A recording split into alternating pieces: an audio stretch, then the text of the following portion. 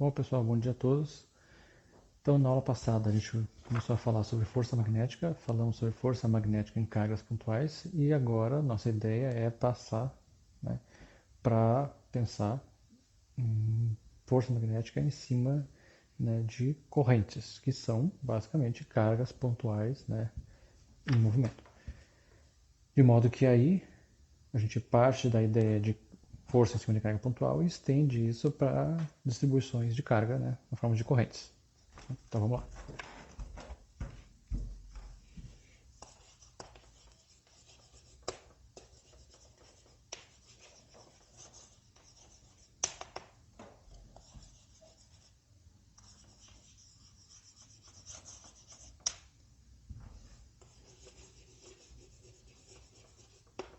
Bom, partindo da força magnética de uma carga pontual, né?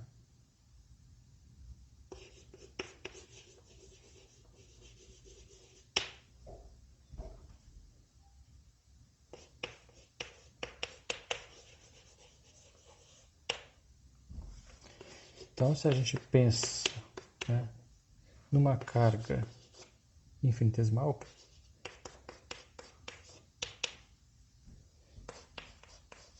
a gente vai ter a força infinitesimal numa carga dq sendo dada, né, dq v vetor b.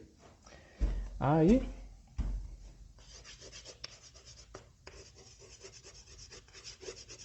se a gente pensa inicialmente em fios,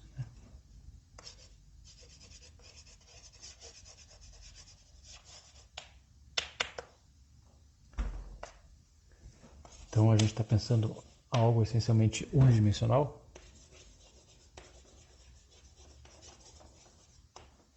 E depois a gente estende isso, né?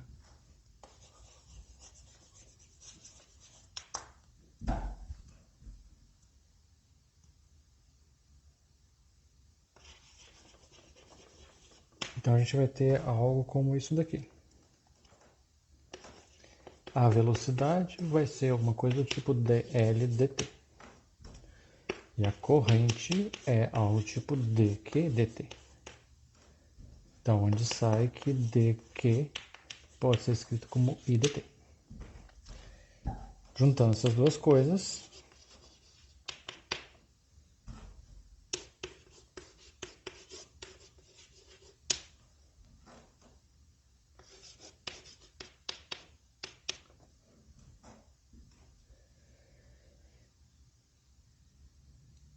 dq é I dt, v é dl dt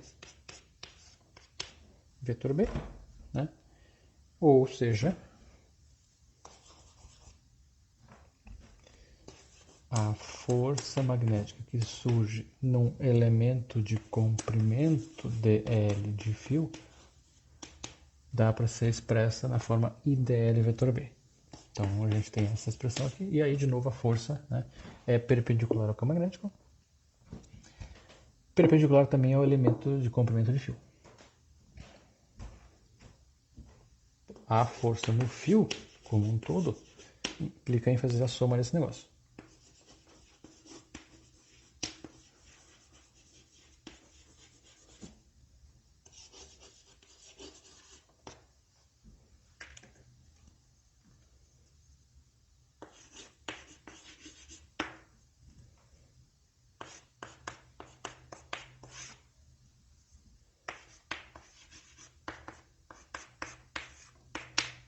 Então, é uma integral ao longo da curva descrita pelo fio, né? E aí pode ser qualquer formato, né? Bom, a gente pode calcular algumas coisas que são importantes. O primeiro exemplo é o caso bem elementar, né?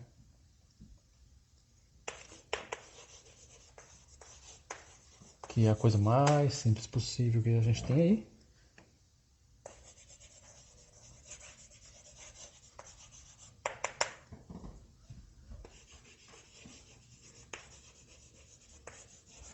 É pensar que a gente tem um segmento de fio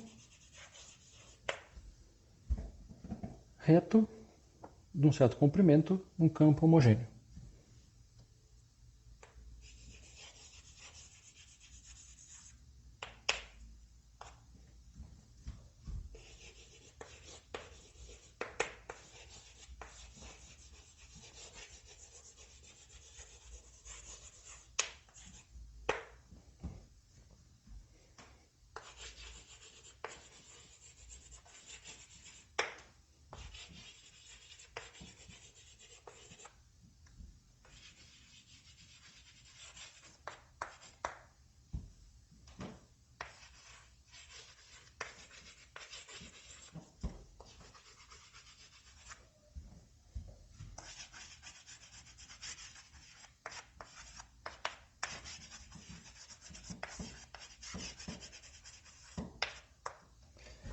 Então, é um caso importante, né?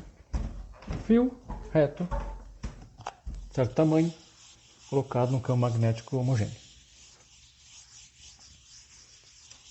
Isso gera uma expressão importante, né? Que é a seguinte.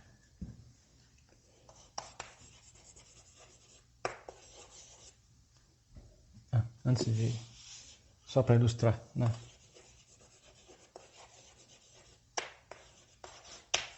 Como é que é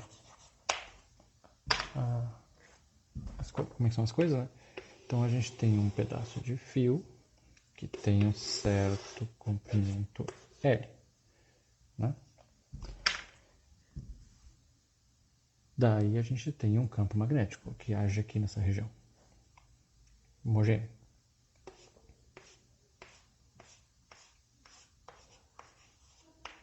Por exemplo, assim, né? Aí a gente tem corrente passando no fio. Então, corrente, por exemplo, nesse sentido. E aí a gente tem um vetor que vai ser importante aqui, que é esse vetor aqui, que é o vetor L. Lzão, né? O que tem de importante o vetor L? Como é um vetor, tem módulo, direção e sentido. O módulo do vetor L é justamente o tamanho L do segmento de fio. Direção do vetor L é paralela com o fio. E aí o sentido do vetor L é justamente o sentido da corrente nele. Bom, aí a força,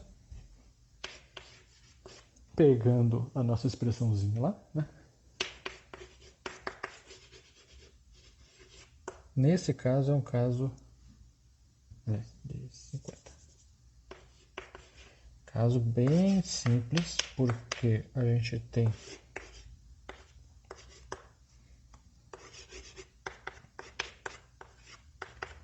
campo homogêneo, então I a gente consegue tirar para fora da integração, dl também B a gente consegue tirar para fora da integral, porque B é homogêneo, então B não varia em cima do fio. E aí a somatória dos vetores dl, só para a gente lembrar, um vetor dl aqui é um vetor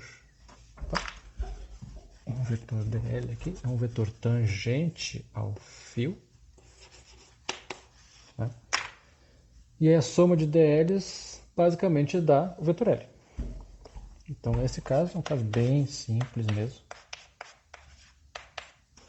Vai ficar uma expressão do tipo ILzão vetor B, né? Se B é paralelo com L, a força é zero. Não sendo, a força não é zero, né?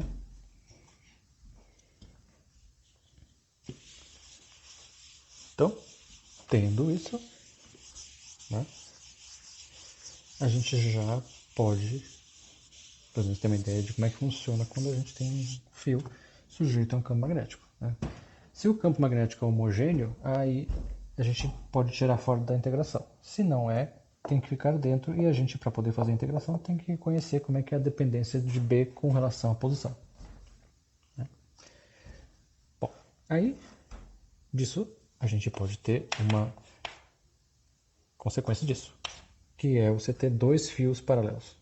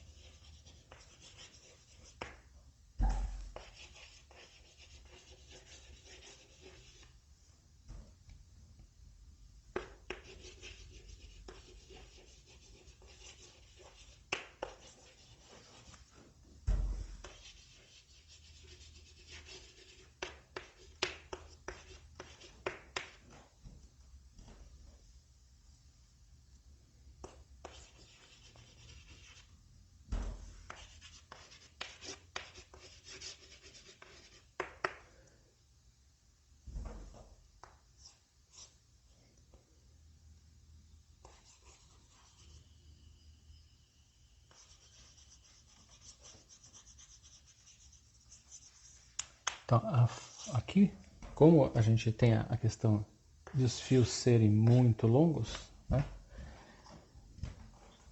Aí a gente está pensando na força por unidade de comprimento do fio, tá?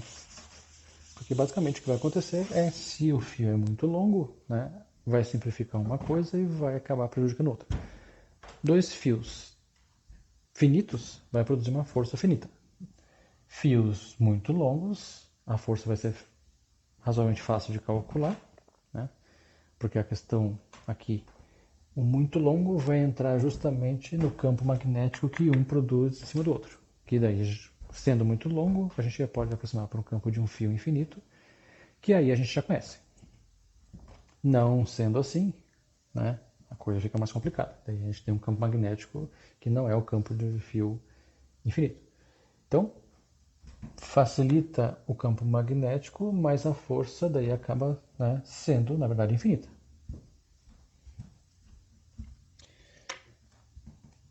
Então, vamos pensar aqui no nosso desenho dessas coisas.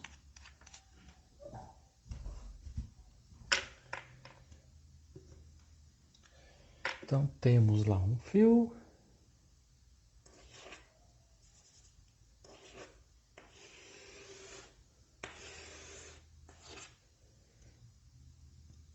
E aí, podemos colocá-lo no eixo Z.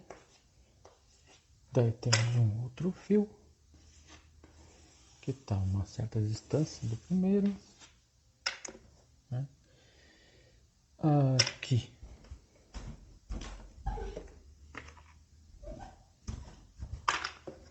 Chamaremos isso de distância D. Aqui temos um DL1. E aqui temos um DL2.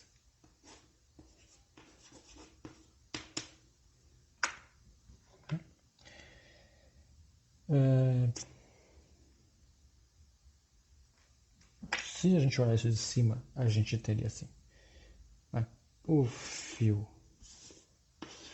1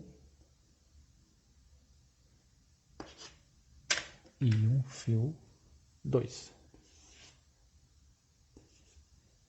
E aqui uma distância D. E eventualmente aqui é eixo, em cima dele inclusive, né? Eixo Z, se quiser pode pensar aqui como sendo X e Y.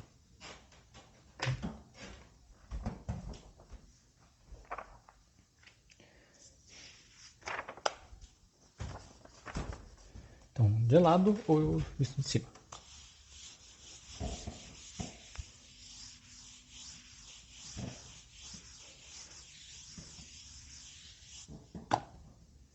Bom,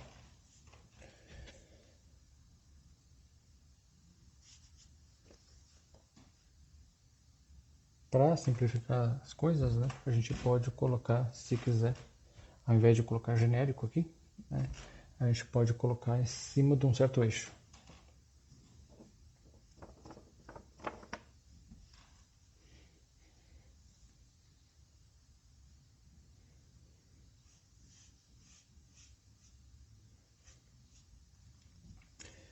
Então, o campo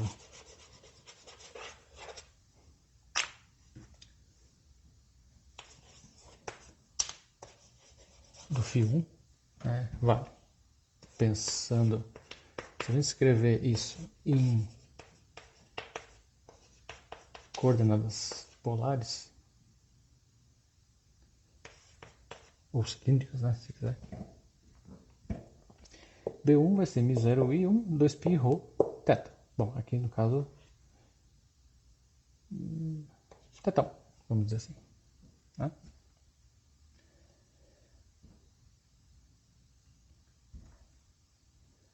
Só para associar isso com o campo 1. Então, esse fio aqui, ou aqui assim, produz um campo magnético aí em volta dele. Se a corrente está para fora, né, I1 é positivo, e aí é na direção e sentido do θ1. Se é para dentro, daí é sentido oposto. Em cima do fio 2,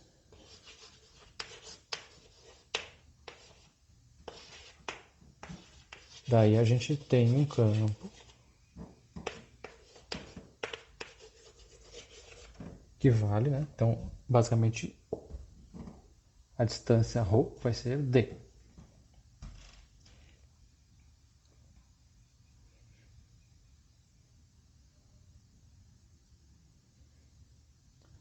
Se bem que a gente podia deixar, inclusive, em termos de ρ mesmo. Deixaremos em termos de ρ mesmo. E aí fica uma distância ρ.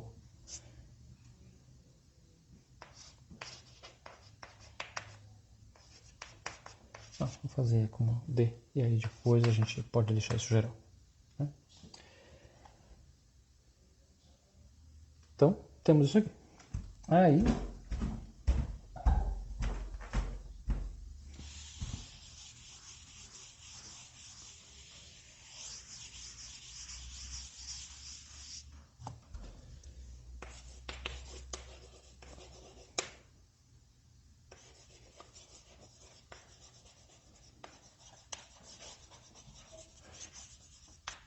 pensando no fio 2, né?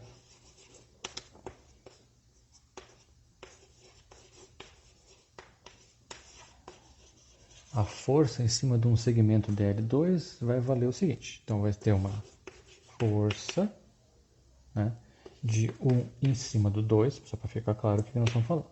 Né? Vai ser a corrente do 2, dl do 2, vetor B do 1. Legal. Né? Bom, isso aqui vai ser I2, né? E aí a gente pode escrever isso pensando, né, no sistema de coordenadas. dl2, né, vai ser um dzk. dzk. I0, I1, 2πd θ. Só para associar que é com o campo 1. Né?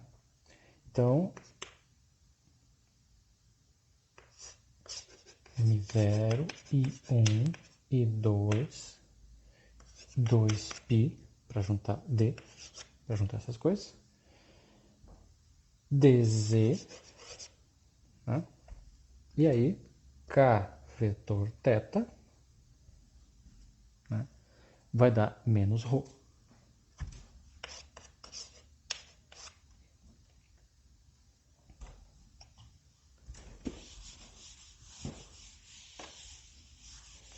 De modo que, se a gente pensar na força por unidade de comprimento,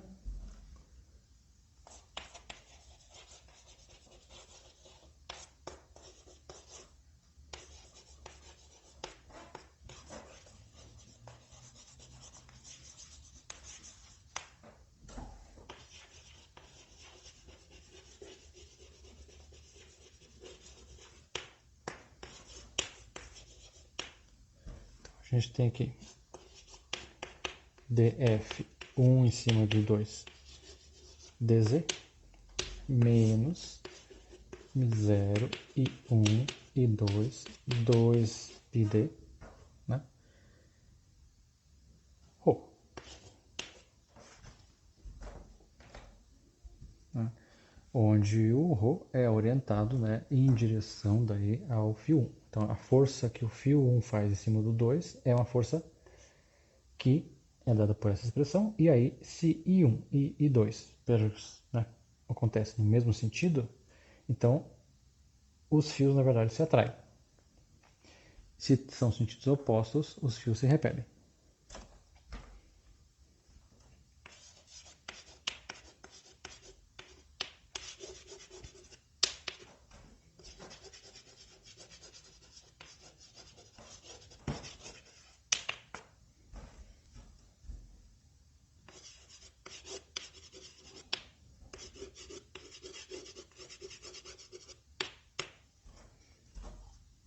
Tá? Daí, claro, se tem sentidos opostos, se repele.